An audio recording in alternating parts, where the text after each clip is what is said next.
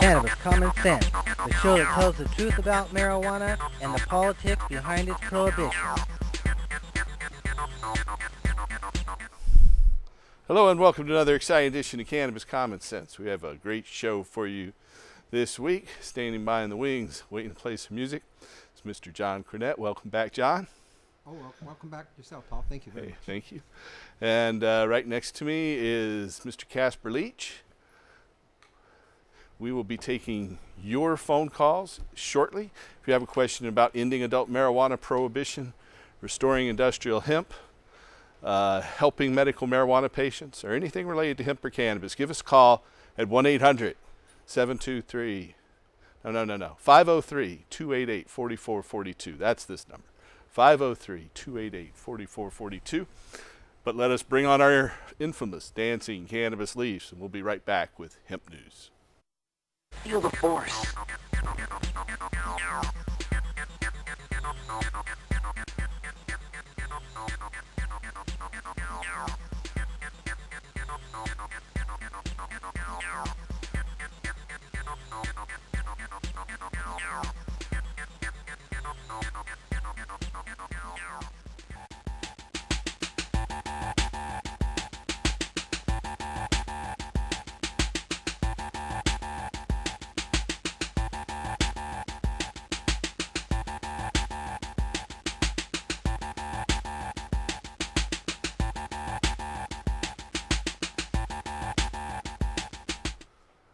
Okay, just yesterday, Larry Duke, who's been serving a life sentence for nonviolent marijuana offenses, was granted a compassionate release from federal prison after 26 years.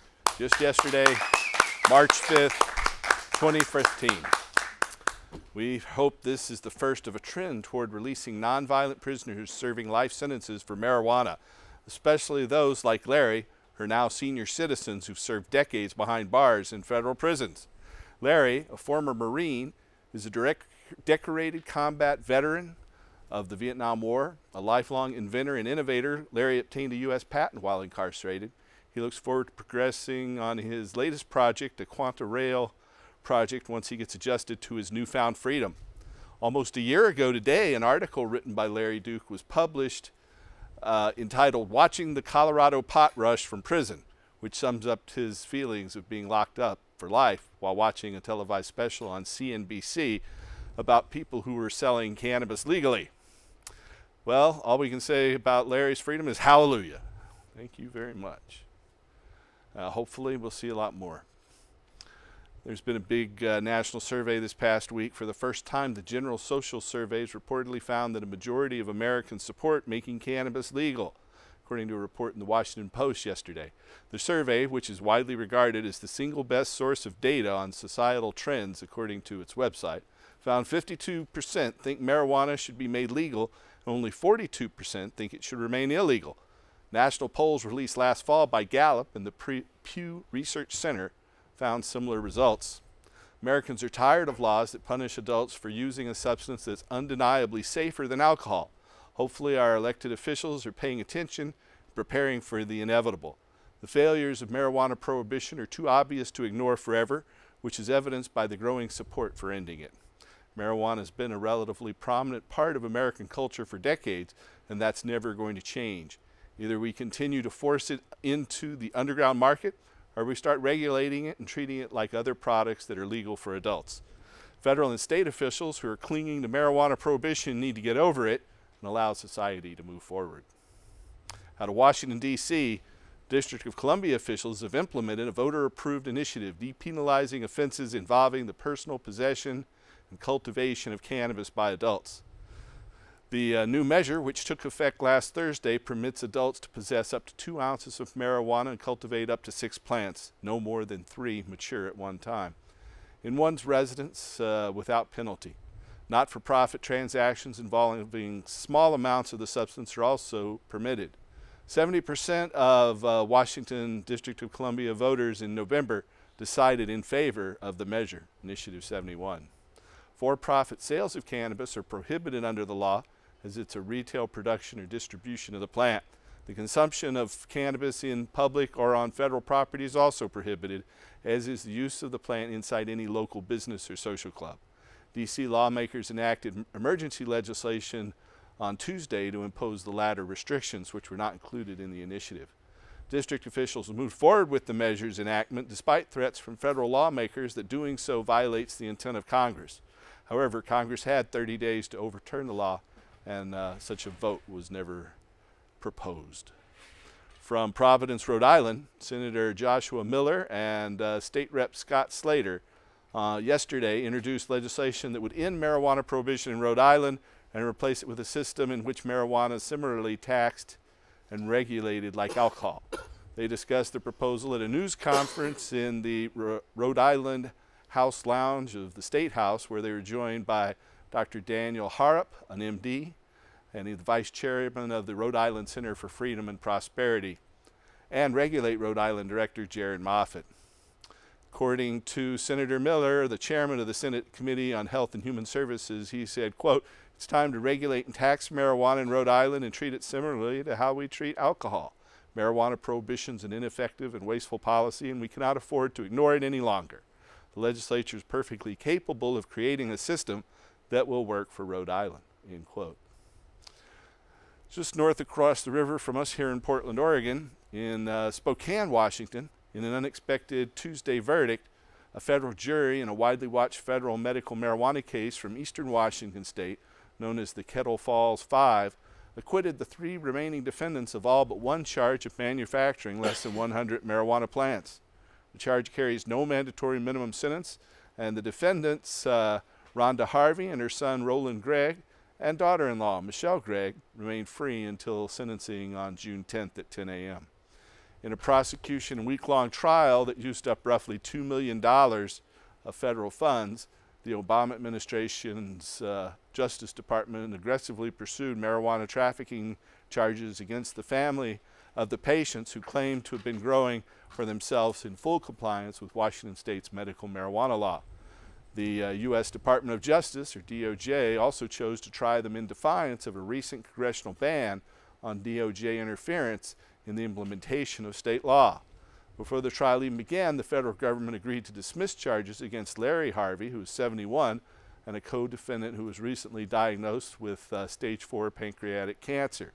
But the DOJ fought against the dismissal of charges against the remaining defendants. Co-defendant and family friend Jason Zucker took a plea bargain deal one day before the trial began and agreed to testify for the government against the 3 remaining defendants in exchange for a felony conspiracy conviction and recommended sentence of 16 months. The federal jury saw through the deceit of the federal government and rightly acquitted on almost all charges. This should send a signal to the Department of Justice that prosecutions such as the Kettle Falls Five are a waste of time and money, and if anything, should be left to state courts. That's the end of our Hemp News segment tonight. We've got a little bit of music from our friend John Cornett. You ready, John? Yes, sir. All right. Better be, right? It's that time. You know, I wrote this song about 8 years ago when I figured, ending adult prohibition of marijuana was on the horizon. And lo and behold, folks, there is a God. That's all I can say. Yeah.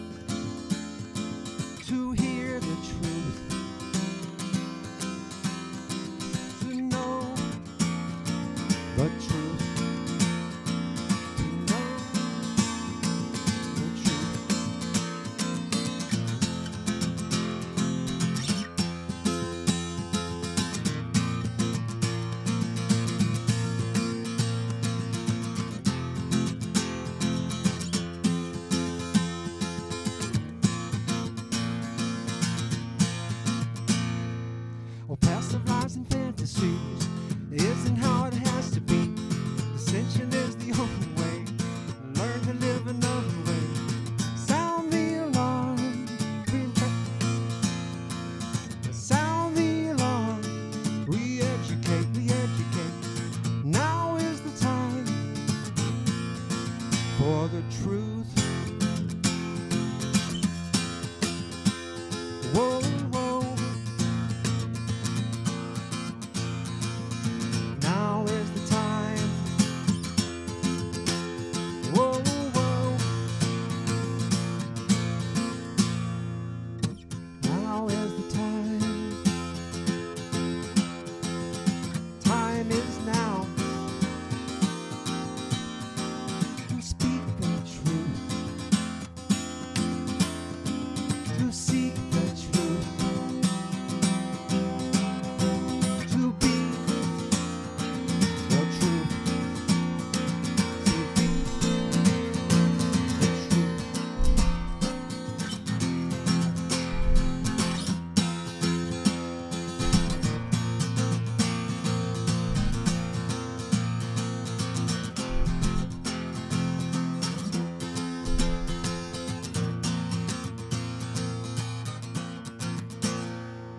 Corporations, governments are rarely ever innocent. Ascension is the only way. Live to see another day. Sound the alarm. Re-educate. Sound the alarm. Now is the time for the truth. Whoa, whoa. Now is the time. Whoa, whoa. Sound the alarm. Re-educate, re-educate. Sound the alarm.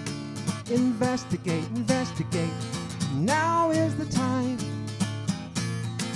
for the truth. Whoa, whoa.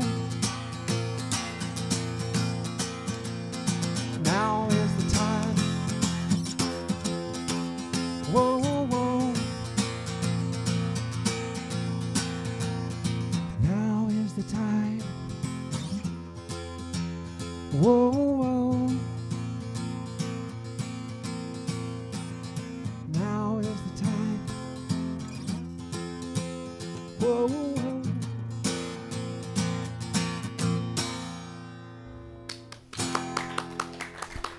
Thank you, John. John Cornett. Thank you. Hey, welcome back to the show, Happy Casper, Friday. and welcome viewers. If you're watching tonight, you can call that number on your screen if you have a question for us. How has your week been? It has been excellent. We've been getting a lot of work done on the Time for Hemp Global Broadcasting Network's website, and we're getting that turned around. Our archives are up to date. We're getting more on schedule with their programming. I've been lax this past month. Sometimes I get the programs on the air when they're scheduled, and sometimes I just sit there and get high and look at the screen. We surprised you the other week with that clip from Grandma Marijuana. That You did. May Nut was- looked so great, and it's good to see those tapes become unearthed so they can be shared with people. That one took some work, from what I heard. It took a little bit of work. And you know, Eric Holder retired about a week ago, so he's been sitting around my apartment just smoking my pot, kind of bummed out, nothing to do. So I got to find. You have been smoking a lot, huh? I have. I got to find something to get him involved with because he's just in the way. All right. Well, There you go. I love you, Eric, but really, you got to get a job and get out of the house. Right. Well, Yeah. we have a caller who's been patiently standing by. Welcome to the show, caller. Hi, how you doing? Very well. How are you? Not too bad. Hey, I was just talking with some folks on Facebook, and they mentioned that they're getting ready to try to push a moratorium through in Columbia County.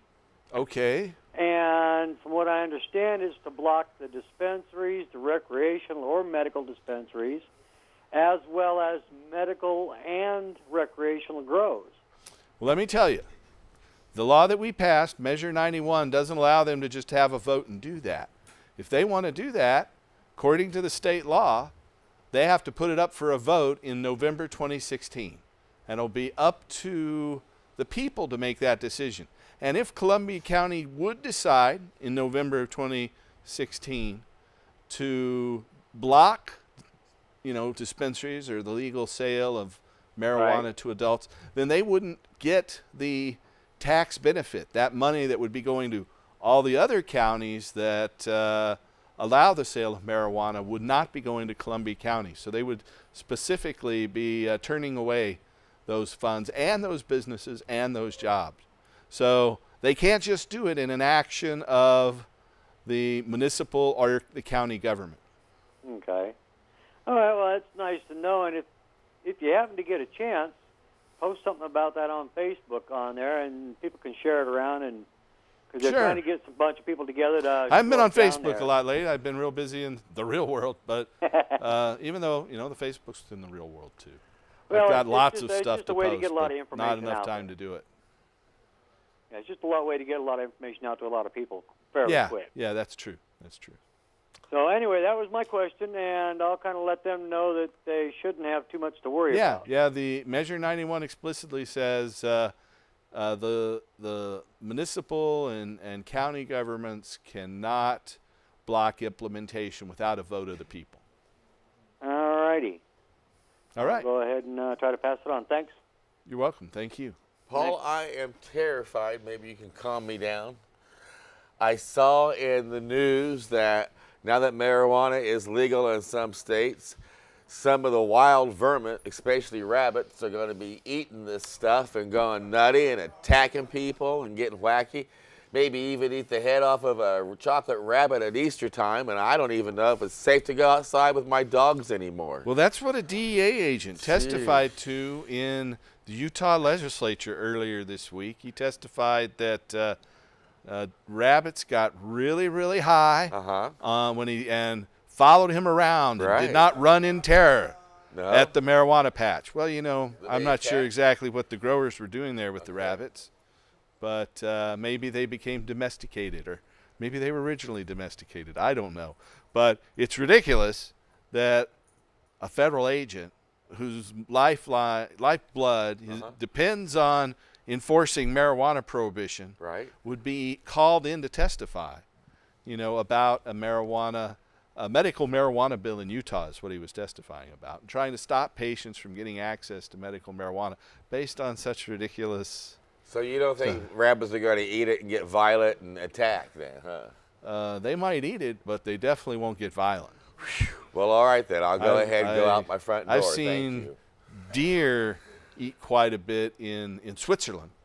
I'm sure they'd love to eat it wherever they can find it. All the little animals will just be happy and healthy if we can give it to them. I know horses love it. All of that. All right. Well, I'll go out the front, but I'll be safe then. Okay, cool. Okay. We have a question from the audience, and in case you don't know, we have a live studio audience, and you're welcome to come down and be here any Friday night where we're here. It's at 2766 Northeast Martin Luther King Jr. Boulevard. We go right ahead. Yes, we are a live audience. Yeah. Speaking of eating, it's exactly what I was sitting there thinking about. We talk about us eating it, because now that everything is legal, now we have the opportunity to not just the growing of the plants, right? But let's talk about that market of that finished product. I had the craziest experience. One of our very big and well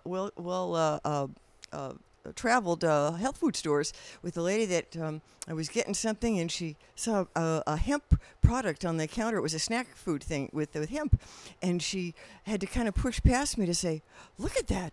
Look at that! Look at that!" And I looked at the package. I didn't know what she was referring to, and she finally said, "But look, it's hemp! It's hemp!" So I had to explain to her the quality of it. So, can anything that you could tell us about hemp foods and? Well, sure. In health food stores, you're going to find products with hemp seed. Hemp seed by weight is 30% oil. In fact, when you press the oil, this is what you get, this nifty oil, which is also the main reason it was made illegal. It's not only a very nutritious food, but it's also a fuel, and it's the most productive source of biodiesel on this planet. and we'll be proving that over the next few years as cannabis is further legalized. But hemp protein is has more digestible protein than any other seed crop, and it has a perfect ratio of omega-3, 6, and 9 to meet human nutritional needs. That's an essential fatty acid that's missing in many people's diet, has a lot of positive benefits on health and longevity. And so you can get hemp foods, hemp milk, hemp seed, hulled hemp seed, and hemp seed with its outer crunchy coat on in health food stores these days. More and more of them are carrying, you know, we used to keep some current hemp products up here on the desk, but this is cable access, so we have to stay non-commercial. There were some areas down in Salem where they wouldn't run it if we had pictures or had the actual products here, and so we don't have those current hemp products on display on the show anymore. But you can buy hemp milk. I have hemp milk most days with my tea. You can have hemp protein powder, hemp foods, hemp granola bars, hemp cereals, hemp granola.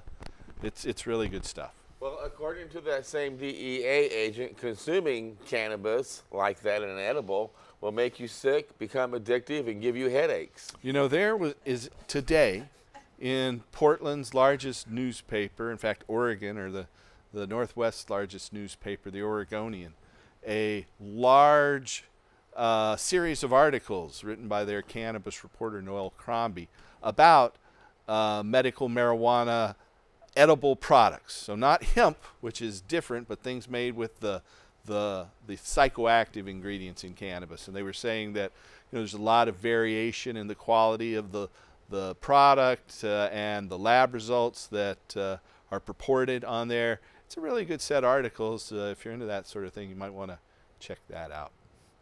You know, we have a video now. It is a second in our series of the Walk of Shame, about a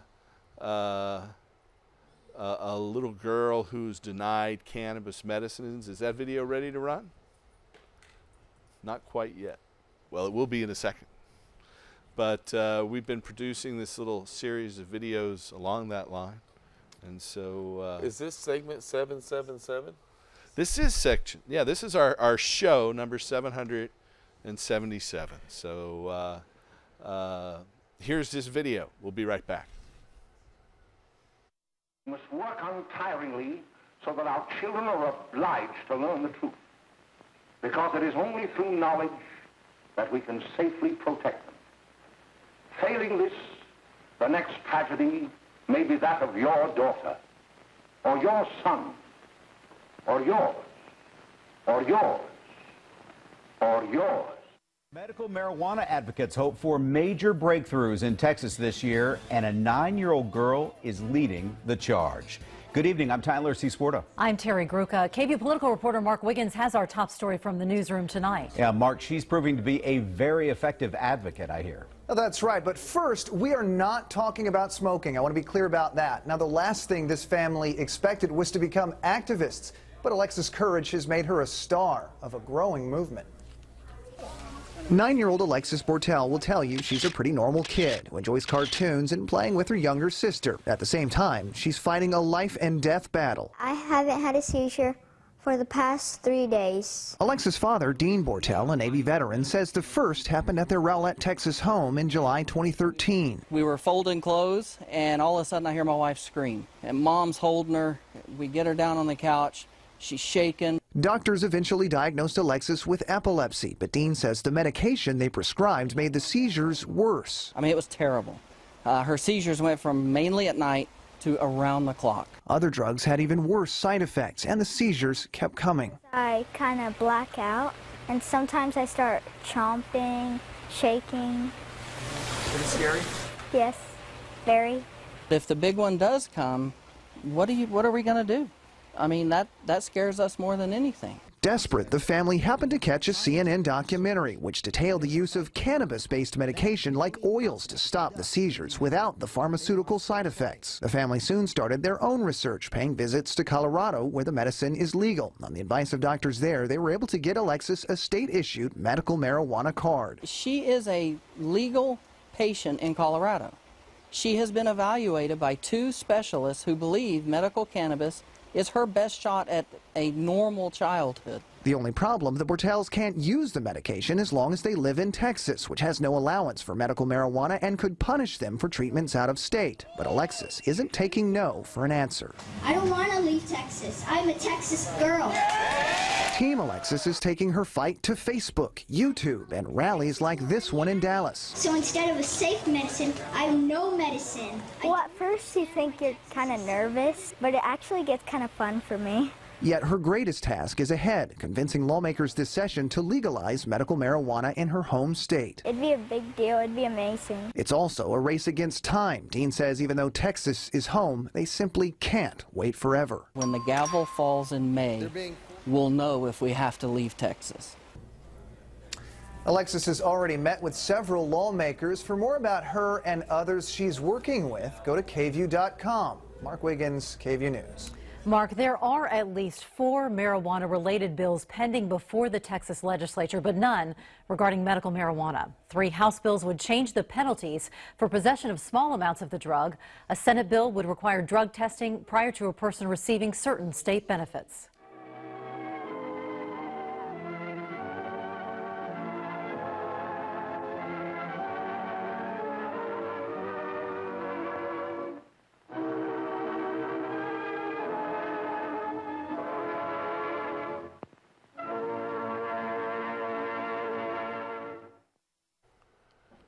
All right. Well, you know, there is a new law that was just introduced in Texas a couple of days ago that would tax and regulate the sale of marijuana and legalize marijuana.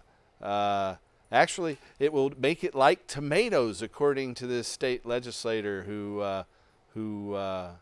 introduced this bill. I'm not even sure about it being taxed according to this law, but it hasn't moved forward. You know, we want to thank our brother Iko, who's been putting this together. In case you're wondering where that introduction and music comes from, we've ripped it off from the movie Reefer Madness. And so that's what you're hearing at the beginning is actually an outtake from the movie Reefer Madness. So we're turning it around and using it against them. Well, speaking of Reefer Madness, you know, some people just can't get their minds around reality and can't appreciate it when the voting community make a decision. Can you believe this? This follows under the I can't believe how stupid they are column. But there's like 7 sheriffs in Colorado who have taken it upon themselves to file a lawsuit along with the 2 states on both sides of Colorado to try to turn back time. It's like standing in the middle of the ocean saying, it's dry here. Bring in the trucks. I mean, they just... So you're talking about the 6 sheriffs in Colorado who are suing the state. Yeah, they have no ability to understand that the voters have spoken. It's a new day. The war on drugs is over. They're still standing there in the sun trying to shoot their little cap guns. Well, in the state of Colorado, the state raised over $50 million in taxes and license fees in fiscal year 2014, the first year that the law went into effect, and it's just getting ramped up. It had a total of $320 million in sales of recreational marijuana, those over the age of 21. But that still wasn't as large as the almost $380 million that medical marijuana sales had totaled. So altogether, they had total sales of about $700 million in the state of Colorado, with $50 million of that being realized tax revenue from the $320 million in gross revenues on the adult marijuana market. And you still got 6 Lone Rangers standing out in the sun screaming, stop. You know, one thing that these guys don't realize, they often try to bring up the federal preemption issue, and that is that the Federal Controlled Substances Act says explicitly at Section 903 that federal law is actually secondary to state law. So when they implemented the Controlled Substances Act back in 1972, the regulation of drugs had traditionally been the province of the state.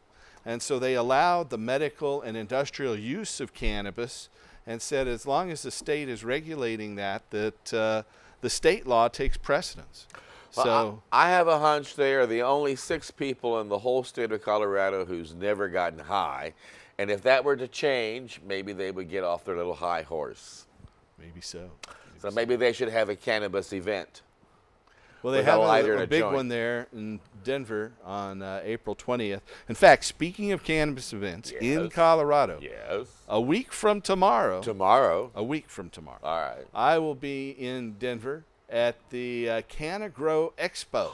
Cool. And I'm going to give a presentation. It's a 2-day event in Denver, Colorado. I'm going to give a presentation on how to grow a single organic marijuana plant and obtain a yield of over 10 pounds. Well, you don't know how to do that because you grow hundreds and thousands of plants. You don't know how to stop at just one. That's not true, but I've been growing about 24 a year outdoors. Oh, okay. And so 24 a year outdoors in our THCF medicinal gardens. And so, but I'll give a presentation there. If you're in the Denver area and you're interested, you can come down, and there'll be other growers. I think 8 other people will be presenting over a couple of days. Some guy named Kyle Cushman and some others. But it's the Canna Grow Expo in Denver, Colorado. Are you going to be showing that video clip of me and the camera team running through your marijuana fields naked? No. Oh, okay. No. We lost that film. Oh, okay. Who made that film? Yeah, we did. It was a lot of fun. Okay. We are taking your calls. If you have questions or comments for us tonight, you can call us at 503-288-4442. That's 503-288-4442.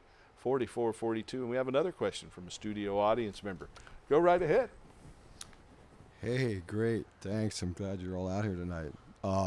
It's great for me as a an audience to be part of this. Paul, I'm not certain, but did I hear you say this is the 777th show tonight? That is correct. Wow. I thought I heard that. Those are some amazing numbers. It's a long time, but thank you. And the show, man, it's like grab me by the seat of the pants tonight. The two of you here are just really hosting this thing well with so much valuable information. I feel like a sponge tonight. Thank you. We keep trying. And I wanted to add, the audience feels the same. Do you have a question for us, though? Well,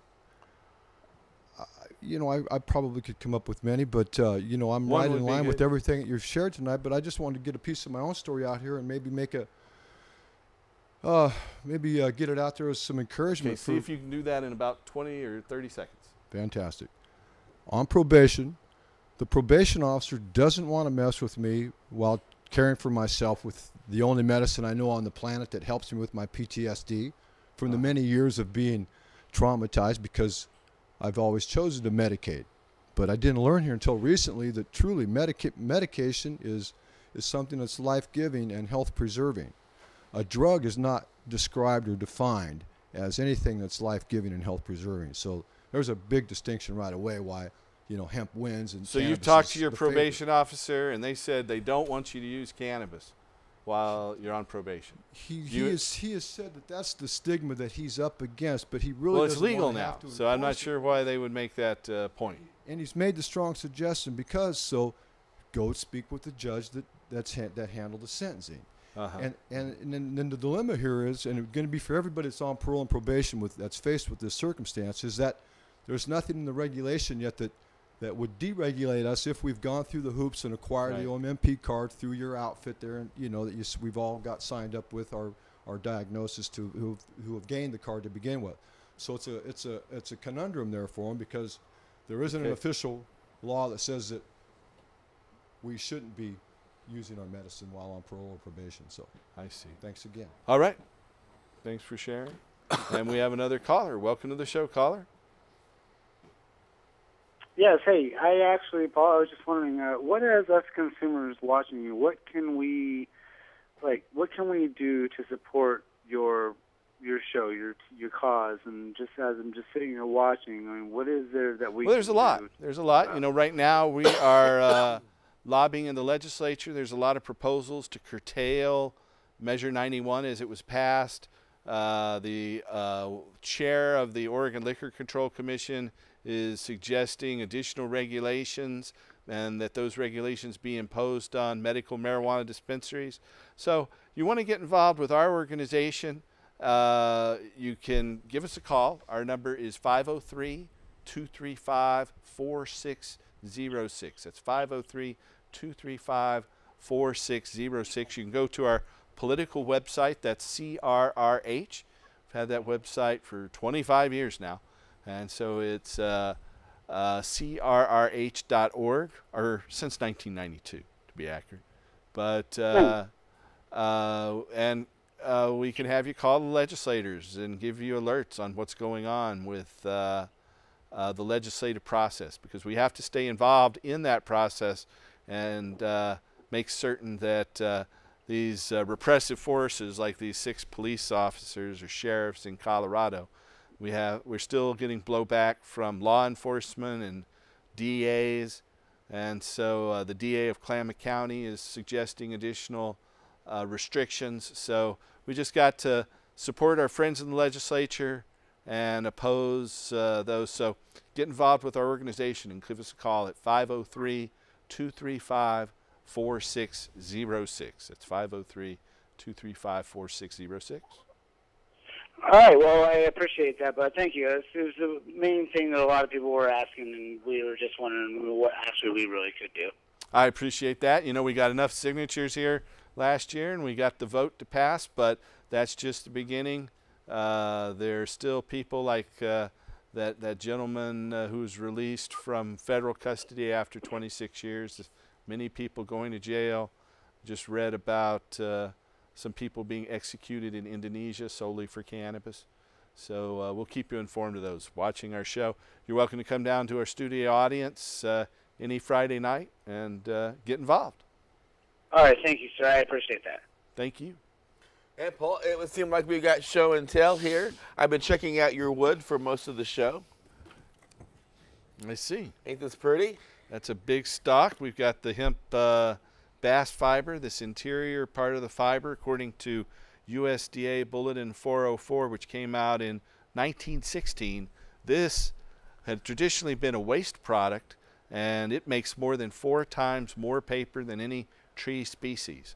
So your average acre of hemp will produce about 25 to 30 tons of this bast, this hurd fiber, H-U-R-D, hurd fiber. And this outer skin is what of the bark of the hemp stalk is bast fiber, and that's what you make canvas, rope, lace, and linen from. It'll produce 5 to 10 tons. Less pesticides. No too, pesticides right? are needed for this at all. And so it's healthier for the environment, and well, you can grow it more expeditiously. And too, this right? outer skin, the bast fiber, you can make nifty little things like this Jamaican hemp bag. You have this nifty little thing that hemp man Eric Lloyd's brought into us. Thank you, Eric. Some hemp cloth. So and Eric's bag is impressive. That is pretty. It's nice, isn't it? It's got the Lion of Judah on there. It seems to make into me. And then, of course, the oil, right? The oil. That's the main reason that marijuana is illegal. And we like to educate people that this fuel, once our farmers are able to grow hemp without restriction on its THC content, but according to the varieties of hemp that produce the most and best fuel, then it will replace a lot of the petrochemicals. And that's our goal, is to replace petroleum with hemp. Instead of having all of our money go into the pockets of ExxonMobil, Royal Dutch, Saudi sheiks, Nigerian despots, it will go into the hands of the farmers. Excuse me. And so that's what we're working for. Now, if you have a question for us tonight, give us a call at 503-288-4442. That's 503-288-4442. And we do have a caller. Go right ahead. Hello, caller. Yes.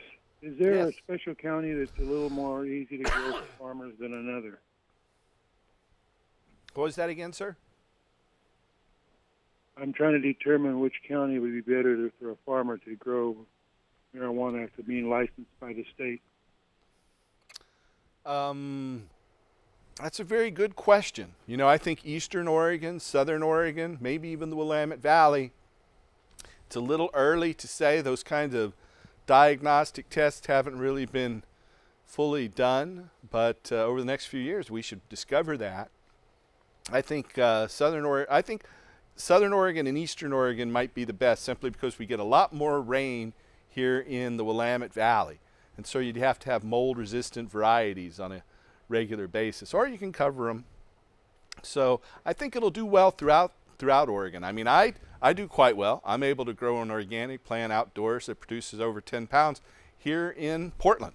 But we want to see it move out of the cities and into the counties, and so that's what we're doing. Well, the caller also may be concerned about the approach that the legal authorities and the community council are taking, because Paul, you've pointed out to me that even though Oregon does have a legal medical marijuana program in place, that there are still counties who refuse to recognize the fact that it's a new world and are still trying to enforce prohibition.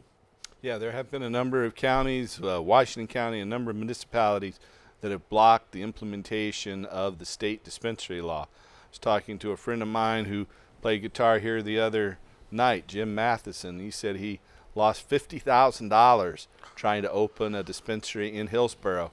The city was friendly to him. He rented the property, improved the property, only to have a moratorium placed on the ultimate opening of this store. So he sank $50,000 into this proposed business to employ people there in Hillsborough, only to see that that investment lost because of the action of the city of Hillsborough. I was in Sherwood a couple days ago in Clackamas County, and they were going to have a hearing about zoning and things on medical marijuana and recreational marijuana coming up next Tuesday. So we have to go in and make our voices heard and our point of view known when we have these municipal hearings. But as I mentioned earlier, Measure 91 does force the cities to refer that to a vote of the people. So that's where our ultimate hope lies, because we did win in this state with 56%. That's a landslide, according to most political pundits. We have another caller on the line there. Welcome to the show, caller. Hi, Paul. I'm calling in reference to the gentleman that called last week about getting medicinal in Hawaii. Yes. I don't recall if he said what island he was going to, but I want to give him some information about if he's going to the Big Island. There is a head shop over on the Costco Road. As you go up to Costco, it's on one of the side roads over in the new industrial area. So you're talking about Kailua Kona? Yeah, in Kailua. Yeah. And actually, there is a doctor who practices above there. Yeah. And he's a great place. That's a great source to find things. They put things on the bulletin board, like if you need to purchase or I don't know, whatever. But there's a bulletin board in there, and if he goes there, he could check it out. Okay. That's okay, good to know. Thanks for sharing. Thanks for your show. You are Bye-bye. very welcome. Okay. So we're getting listened to around there. So I've spent quite a bit of time in Hawaii. We were helped implement the law out there in terms of being the first clinic to do that. So if you have a question or comment, we're down to about 7 minutes left to go here. You can call us at 503-288-4442. That's 503-288-4442. What's that? I wanted to say it was music to my ears to hear that Larry Dukes is out after 26 years. Yeah, that's a wonderful thing. Hopefully he's the first of many. I hope a string of him is soon to follow. And I got envious and jealous when I heard you're going to Colorado for a nice little garden show, and I just wonder if we here in this region might expect something like that here this season. I didn't organize this. Someone else did, and I'm going there. I'm not putting it on. But I'm sure we'll have something at some point. We'll have more and more conventions. I know there's a whole bunch of different ones being organized. There's some convention coming up in a couple of weeks. And then there's the High Times folks are doing one in July. There's a lot of different people, some of them charging a lot of money to go to various events. And so there are more and more of them. Of course, we're putting on our Hempstock Festival. Hempstock Festival is going forward. We're still fighting for our permit with the city.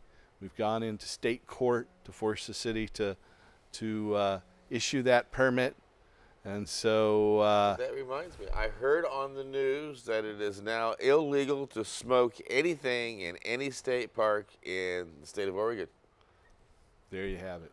No one wants that secondhand smoke. And there are new restrictions on vaporization as well. What would that do to your event when you have it at a public state park? You know, we didn't allow smoking at our last event. Right. So I'm not sure. I can't answer that question off the top of my head, but we will see.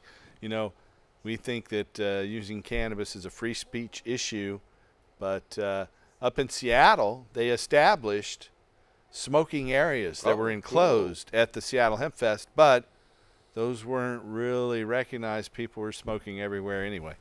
So that was at the Seattle Hemp Fest. This past year, we imposed a restriction and didn't allow smoking at the event.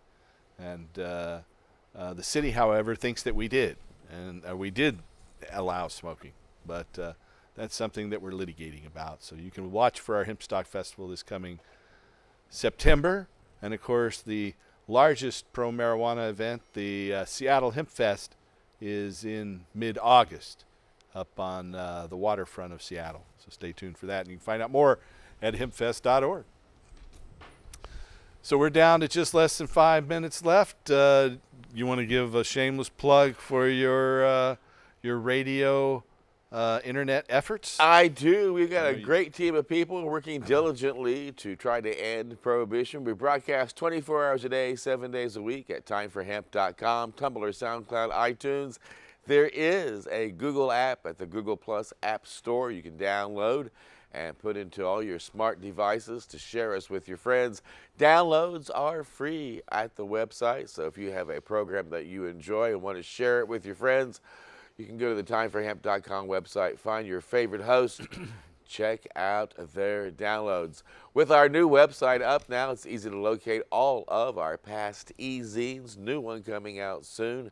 And the website just keeps getting better and better and better. So make it a point to let all your friends know to go to timeforhemp.com and share us with your friends. And again, Paul, thank you for the shameless plug about Time for Hemp.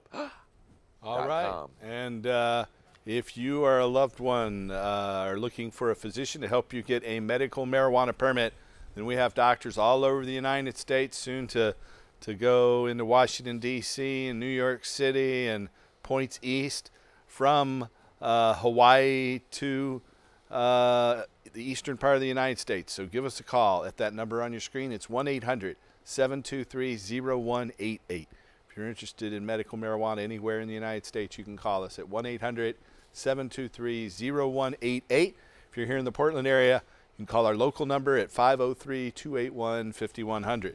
That's 503-281-5100. And again, we have political activities in our political organization, the Campaign for the Restoration and Regulation of Hemp. We're up over 620,000 followers on Facebook, on our Facebook page at facebook.com/restorehemp. And you can find out more by going to our website at crrh.org or giving us a call. Our local number, 503-235-4606. That's 503-235-4606.